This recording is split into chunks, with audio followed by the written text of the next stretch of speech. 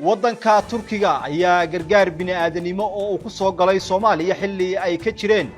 arrimo dhinaca bini'aadanimada ah iyo abaaro ba'an halkaasi ka jiray ayaa imika waxa ay isu bedelayaan joogitaan dhinaca istiraatiijiyadda ah iyadoo falanqeeyaasha caalamiga ay sheegayaan in heshiisyada dhinaca iskaashiga ee Turkigu Soomaaliya la gelaya ay ka dhigayaan waddanka Soomaaliya maxmiyad Turkiga ah iyadoo walaac laga muujinayo heshiisyadan daahfurnaantooda iyo in Turkigu ay u gacan galeen ilaha dhaqaalaha ee dalka Soomaaliya leeyahay sida dekedaha iyo waliba madaarada iyadoo dhinaca kale heshiisyo dambe oo dhawaan la galay bishan aynu ku jirno dhinaca kalluumaysiga ahi iyaguna ay noqotay in khayraadka dhinaca dabiiciga ee xeebaha Soomaaliya ku jira in Turkigu uu la wareego isla markaana uu isagu maalgeliyo ku lug lahaanshahaasi qotada dheeraanaya ee Turkiga ee arrimaha Soomaaliya ee taabanaya dhinacyada amniga dhaqaalaha ka faa'iideysiga khayraadka dabiiciga ah ee ay Soomaaliya leedahay ayaa waxa uu gacan galay Turkiga iyadoo taasina ay dhalisay dood sii xoogaysanaysa oo ku saabsan xiriirka labada wadan oo u muuqda mid nooc casri ah oo maxmiyad ah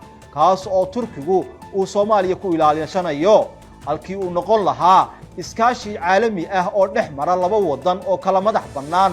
falanqeeyaasha arrimaha siyaasadda iyo istiraatiijiyadda ayaa su'aal gelinaya heshiisyo kala duwan oo Turkigu la galay Soomaaliya waxaanay ku tilmaameen in heshiisyadaasi oo dhinacyo kala duwan taabanaya ay yihiin kuwa ka fog iskaashi dhex mara laba dawladood oo la aqoonsan yahay xarunta Home Review ee saldhigeedu yahay magaalada Addis Ababa ee xarunta waddanka Itoobiya ayaa sheegtay in shirkadaha Turkiga ee gacanta ku haya maamulka dekedda iyo madaarka magaalada Muqdisho oo ahaa halbowlayaasha ugu muhiimsan ee dhinaca dhaqaalaha ee dawladda Soomaaliya ay shirkado Turkiga ah la wareegeen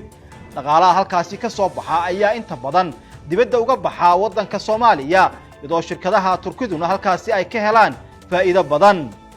warbixino hore ayaa muujinaya in heshiisyadaasi ay sababeen hoos u dhac weyn oo ku yimid dakhliga dawladda Soomaaliya kadib markii shirkadahaasi Turkida ahi dhaqaalaha ka soo xarooda garoonka diyaaradaha iyo dekedda ay hoos u dhac weyn ku yimi iyadoo tan lagu sababaynayo inay sidoo kale dul hoganayaan daafurnaan la'aan iyo waliba in baarlamaanka Soomaaliya heshiisyadaasi ilaha halbowlaha dhaqaalaha Soomaaliya aan laga ansixin golayaasha sharci dejinta ee waddanka Soomaaliya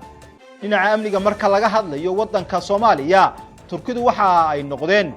tir amni oo aan laga maarmi karin xirada tababarka ee militariga ee loo yaqaan Turkisom ayaa ah saldhigga ugu weyn ee Turkigu ku leeyahay dalalka dibadda halkaas oo tan iyo sanadkii 2017 lagu tababaray ciidamo gaadhaya 15,000 oo askar ka tirsan ciidamada xoogga ee Soomaaliya waxa sidoo kale jira talis kale oo hawada ah oo hore looga hawlgeliyay Soomaaliya kaas oo la sheegay in uu ku qalabaysan yahay diyaaradaha qumaatiga u kaca iyo waliba diyaaradaha aan duuliyaha lahayn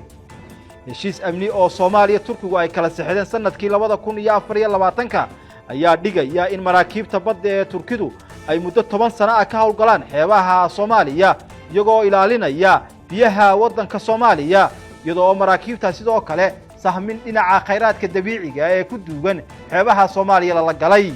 dhamaadkii bishan ayaa heshiis kale oo isaguna muran abuuray waxa uu dhex maray Soomaaliya iyo Turkiga heshiiskan ayaa ah mid kalluumaysi oo dhamaadkii bishan December aynu ku jirno la saxeexday iyadoo oo arrintaasina shirkad Turkidu leedahay shirkadan oo waliba militariga Turkigu leeyahay gaar ahaan sanduuqa hawlgabka ee ciidamada qalabka sida dalka Turkigu ay heshiis ku bixiyeen in xeebaha Soomaaliya kalluumaysi laga soo saaro waxaana ruqsadda la siiyay shirkadan militariga Turkidu ay leeyihiin ay baaritaanad kala duwan ka samayn doonaan xeebaha Soomaaliya gaar ahaan aagga loo yaqaano aagga ganacsiga gaarka ah ama EEZ kaas oo ah meelaha kalluunka ugu badan uu ku jiro waddanka Soomaaliya khubarada iyo siyaasiyiinta Soomaaliya ayaa walaac ka muujinaya in heshiisyadan badankoodu ay ka dhaceen meel ka baxsan Soomaaliya isla markaana aan la marin hay'adaha sharci dejinta taas oo sii xoojinaysa in ku tiirsanaanta dawladda Soomaaliya ee hal dawladeed ay su'aalo badan abuurayso maamul goboleedyada Soomaaliya ee Puntland iyo Jubbaland ayaa iyaga la rumaysan yahay inay shaki weyn ka qabaan in khayraadka deegaanadooda ka jira aan waxba laga ogeysiin isla markaana Muqdisho ay si gaar ah u saxeexanayso iyagoo ka cabsi qaba in arrintaasi ay meel ka dhac iyo xadgudub ku tahay xuquuqda khayraadka dabiiciga ah ee ay deegaanadoodu leeyihiin ee shacabkoodu ay ka faa'iideysan lahaayeen in siyaasiyiinta muqdisho ay si gaar ah heshiisyo ula gelayaan dowladda Turkiga si kastaba ahaatee su'aalaha dul hoganaya iskaashiyada kala duwan iyo heshiisyada kala duwan ee Soomaaliya mas'uuliyiinteeda qaar ka mid ah iyo kuwa Turkidu ay kala saxeexanayaan ayaa waxa ay abuurayaan walaac hor leh oo keenaya in dalka Turkigu uu si gaar ah u ilaashanayo Soomaaliya isla markaana uga dhiganayo maxmiyad iyadoo heshiisyada inta badan la sheegayo inaan baarlamaanka Soomaaliya aanu ansixin isla markaana aan la garanayn dhaqaalaha rasmiga ah ee dib ugu soo noqonaya shacabka Soomaaliya iyo waliba dawladooda